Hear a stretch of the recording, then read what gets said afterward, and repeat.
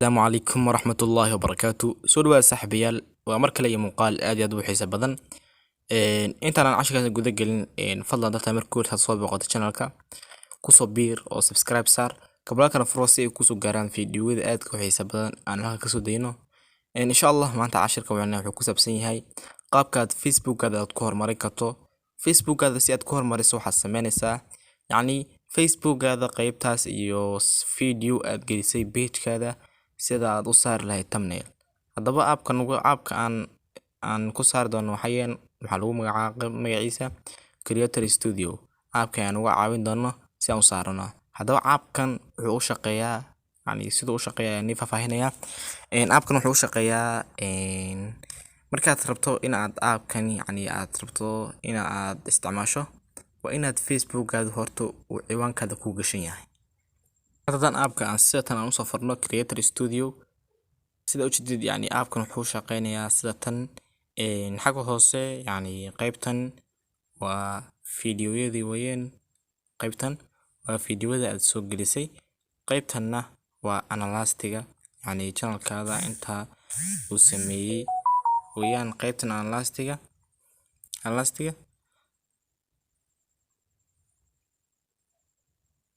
qaybtanna waa message u dambeeyay page-keeda loo soo diro qaybtanna waa gambaleelska waxa lagu soo diro weeyaan haddaba waxaynu sameyn doonaa aabka markaad hodhow aabkan waxaad ka helaysaa Play Store-ka aad ka helaysaa si aad Play Store-ka aad uga hesho waxaad sameynaysaa Play Store-ka aad soo gelaysaa Play Store-ka ma sidaan u soo gasho qaybtan search-ka aad ku qoraysaa Creator Tools waa Creator Studio ay ku qoraysaa ka wada Creator Studio saa u jeedid waa kan aabkan waxaad ku garanaysaa inuu aab saxan yahay 1 milyan ayaa download dhahday logadana way saaran tahay sidaas ay ku degsan kartaa haddaba waxaan sameyn doonaa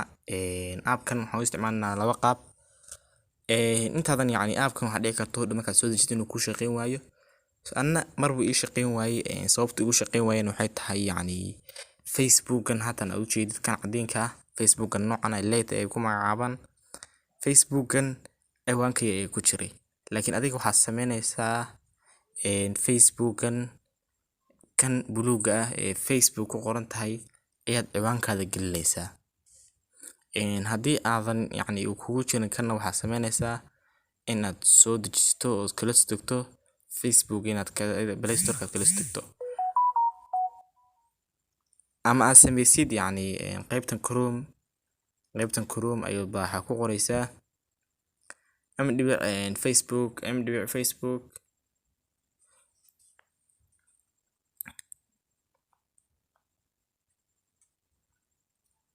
facebook.com ayaad ku qoraysaa kadib halka maad login ka leedahay oo toos ayuu kuu soo gelin doonaa ciwaankaada haddaba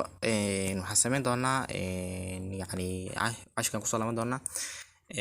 markaad Creator Studio sida u soo gasho qaabkan wuxuu kugu turjumayaa horta laba qaab oo ah laba si ay thumbnail-ka u saari kartaa thumbnail-ku haatan YouTube-ka markii aad muuqaal soo geliso wuxuu ku leeyahay markaad aad soo geliso thumbnail-ka ayaad sii saaraysaa isagoo muuqaalkan sii gelin si markaas dadka markuu muuqaal ku tago uu muuqaalkii oo thumbnail saaran uu tago marka asagana waa sidan oo kaleeto laba qaab ay sameynaysaa ama caadi asagoo muuqaalkii oo galay aad saari kartaa thumbnail-ka ama marka aad gelinaysa ayaa thumbnail-ka saaraysaa mid kan wuxuu kaga duwan yahay thumbnail-ka markii aad inta title-ka qorin ayuu ku leeyahay thumbnail saaro YouTube-ka laakiin inta title-ka aad qorto aad muuqaalka iska geliso ayaa qaybtaas YouTube Studio ay imaanaysaa kadib markaas title-ka ayaa saaraysaa markaas ayaad waxaad saaraysaa thumbnail-ka haddaba waxaan sameyn doonaa markii waxaan ku tusay qaybta koowaad qaybtaas qalinka ayaa taabanaysaa qaybta wuxuu ku sharaxayaa haddii aad dhigayso wax qoraal ahaan post qoraal ahaan aad dhigayso qaybta tags-ka ayaa dhigaysaa qaybkana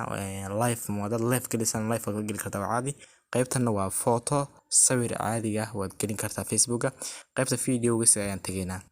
videos markaan tagno application mid kale uu cusub yahay oo hadda ku soo lagareystay allow ayaad leedahay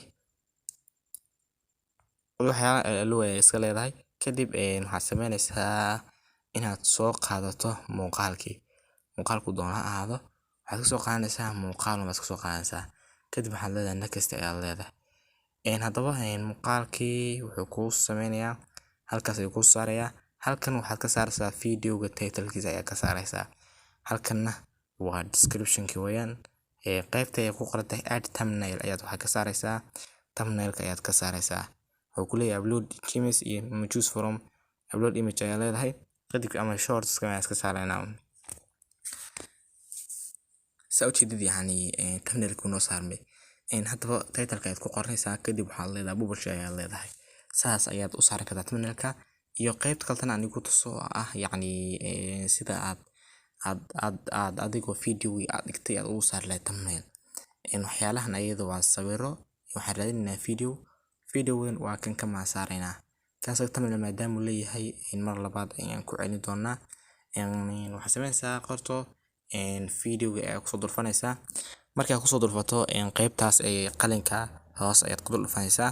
kadib waa kan qaybta ay ku qoran tahay add thumbnail ayaad ku dhufanaysaa kadib thumbnailka ayaad soo qaadanaysaa save ayaad leedahay kadib waxaan hoosta waxaa ku ayaad next markaad dhacdo qaybtan hoose waxaad leedahay save ayaad leedahay saving markaad dhacdo isada hadda aad soo ku sameeyo waxaan arkaynaa in yani thumbnailkii uu meesha ka baxo soo jeedid thumbnail kalta ayaa saarmay haddaba sidaas u fudud ayaad waxaad ku dari kartaa ayaad u saari kartaa thumbnailkaada waxaan sameynaynaa inaan soo tijaabino soo tijaabino xamaana Facebook ayaan soo gelinaa Facebook waa sidaan u soo galno saddex dhibcood soo saarayaan tagina page-ka ayaa soo gelaysaa haddaba ka page-ka soo gasho waxaad tagaysaa qaybtaas iyo videoska aad tagaysaa soo jeedid videoga soo horeeyo sida loo sameeyo sida loo soo koobiyo WhatsApp stickers haddaba sida u fudud ayaad soo saaran kartaa Facebook-gaada thumbnail haddaba waxaad sameynaysaa haddaad u baahan tahay Facebook page-gaada ku darsato follow button calaamada falaadhaha halkaas geeska soo baxayso ka daabo